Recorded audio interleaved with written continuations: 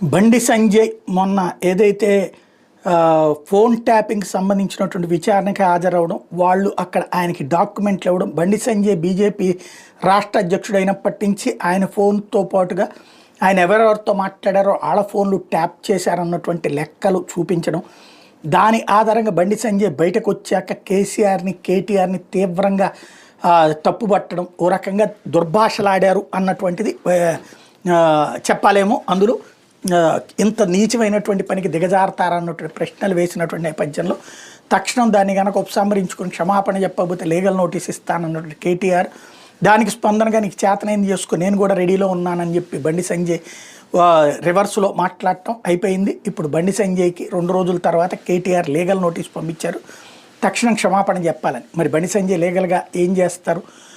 కొండా సురేఖలాగా face చేస్తారా, లేకపోతే కేటీఆర్కే face చేసి ఎలా చేస్తారా?